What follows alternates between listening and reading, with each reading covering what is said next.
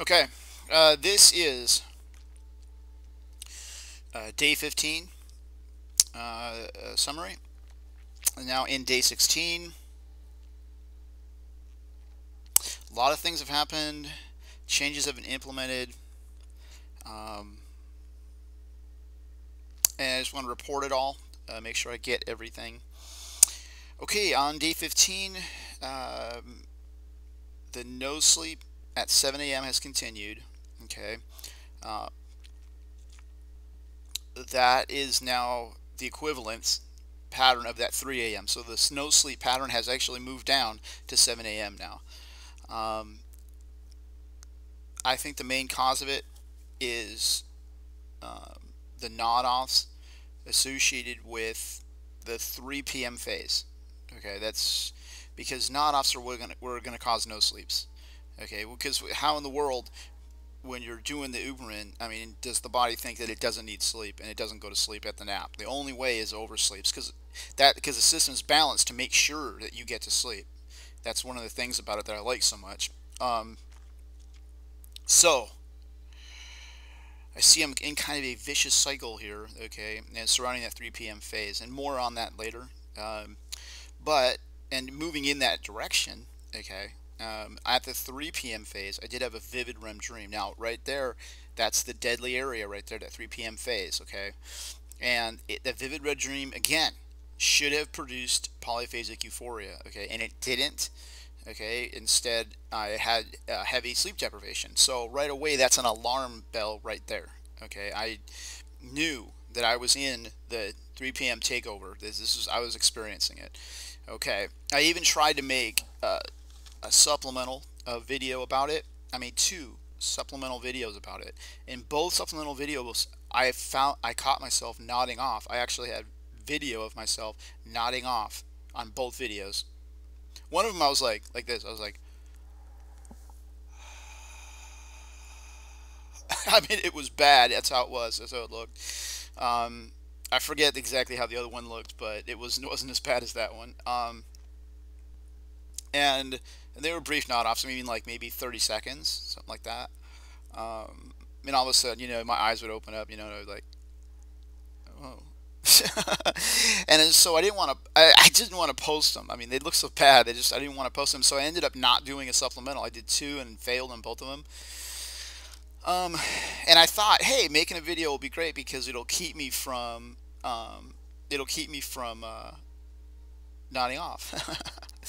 And I know already that doesn't necessarily do that. You can fall asleep while you're talking. I mean, it's just because you have to think of what you to say next, and if it takes any sort of reflection, that little bit of reflection can put you out if you're in with the elite special forces boogeyman. That's how uh, that's how close it is to you. And so anyway, I definitely recognized where I was, and I started fighting. Okay, and I went out walking twice, washed my face several different times. Um, Pretty sure I did aerobics in there. Just basically fought it for like at least 2.5 hours straight. Um, and in previous attempts, I have beaten it. And then the next thing that would manifest in the previous attempts would be oversleeping the alarm, which that was the next thing. Because once you defeat this uptight boogeyman that's real close to you, you get past it, then your body starts over. I mean, I had an event where I overslept an alarm. That was the next thing that occurred. Whether it happens every time or not, I don't know, and I don't think I'm going to find out either, because. Oh well. Anyway, the results in the final hour, I was using music, listening to music as a technique, and lost track of it, and ended up oversleeping in the last hour. So it ended up being, hmm, I have it listed as a 2 hour oversleep. Okay, well, I mean, I'll just run with that then. Whatever. 2 hour oversleep. Okay. Um,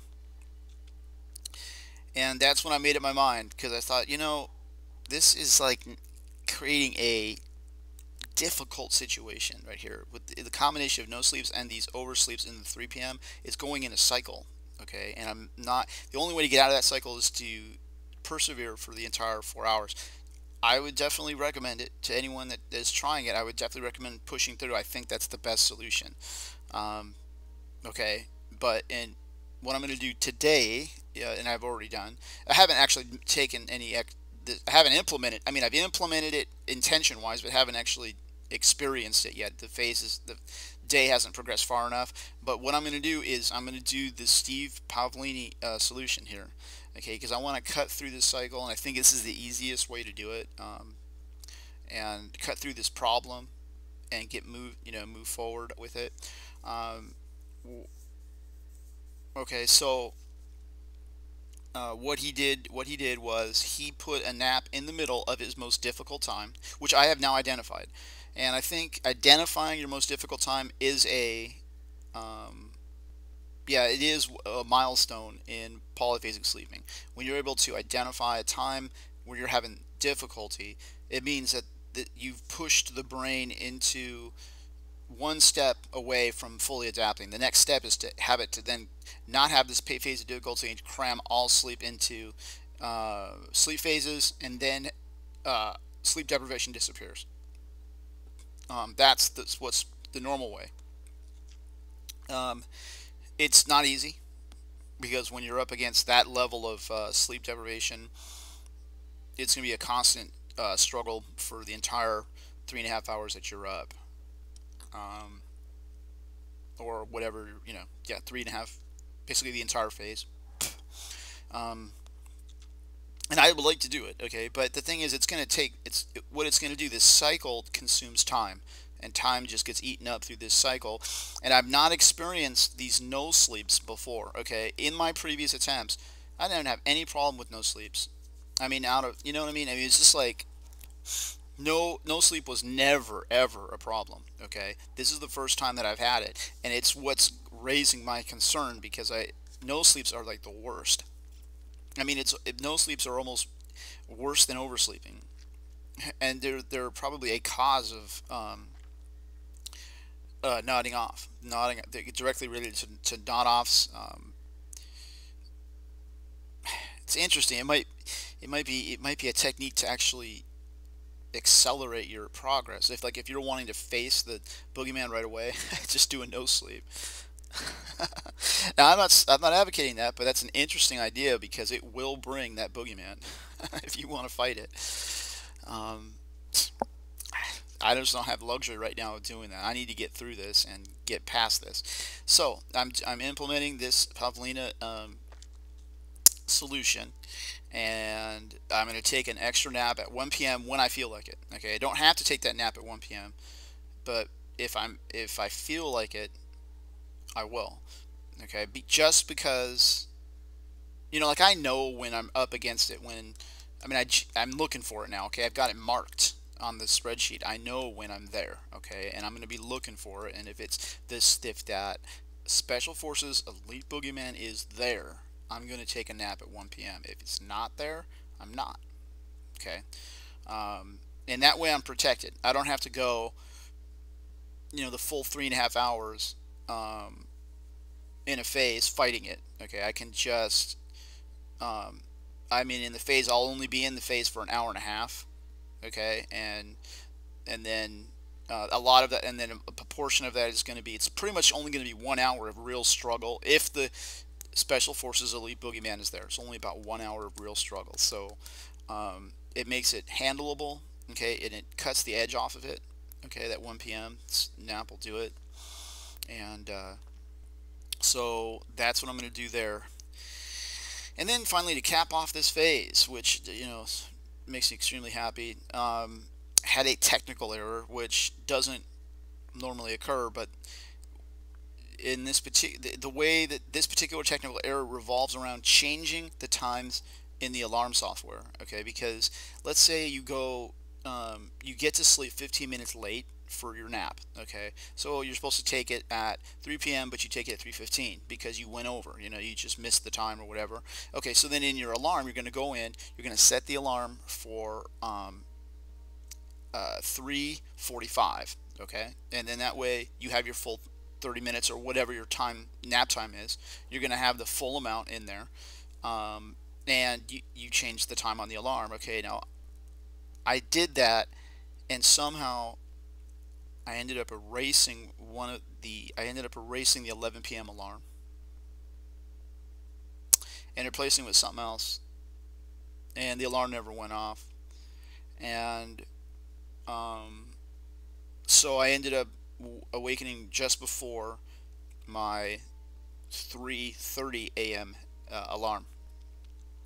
So at least that alarm is there. But I mean, I know there's people that set backup alarms and everything, and I haven't needed to do this. I mean, my wake up performance has been like 100%. I haven't needed to do backup alarms. I mean, I just hadn't need to. I just have 6 alarms. They work, and I don't have to worry about backup alarms. I never, so far, have not had to worry about it at all. In this particular case, it just becomes this. I mean, I think it could possibly even encourage errors because there's so much focus that's required to do those backup alarms and make sure they're right, and it makes it hard to see if your alarms are set correctly, and because you have 12 alarms instead of 6, and you have to scan through the whole 12, and you got to make sure that they're all connected up AM PM correctly, and I don't know. It's just something I haven't needed to do. In this particular case, it could have helped, but I don't think so. Because the real reason why it happened was because I'm so in the habit of having those alarms come off automatically that even when I changed the time, I just didn't check it before I went to sleep to make sure the times were correct. Now that's something I'm going to have to do every single time before I go to sleep. In fact, I've implemented it as a security procedure where even though it's boring as heck to see the same thing every time when you pull it up. I mean, you look it up and everything's the same, and you go, okay, that's it, and you go back and you go to sleep. So, but anyway, that's going to have to be done. Okay, so besides, unplugging the keyboard, unplugging the mouse, you must check the alarm software to make sure the times are correct. And it finally did bite me. Okay, finally, after 15 days, I finally had an event that related to that particular weakness, and cost me 4 hours. So, is that a 4-hour oversleep? Yeah, it is, because instead of 11:15, I woke up at 11:30. I woke up at 3:30. So that's 4 hours. Yep. So bummer. But anyway, I'm gonna just hit this thing really hard for the next 24 hours. I don't expect, with all this oversleep right here, I don't expect that the 1 p.m. phase will have to be used on day 16. But day 17, I should be starting to get into the groove again, and I'm not expecting an oversleep at 7 a.m. But I hope not. But there's been oversleep. And yeah, looks like that pattern will continue. I gotta kill these oversleeps, and I'm gonna do it the Pavlina way. I'm gonna just cut into it directly, like cut it in half, and eventually going off those naps. Those are not permanent naps, by the way. Those are just there to get through the adaptation phase, and then come off of it. So it's not my preferred method, but for the sake of time and efficiency, I've got to do it. Got to do it.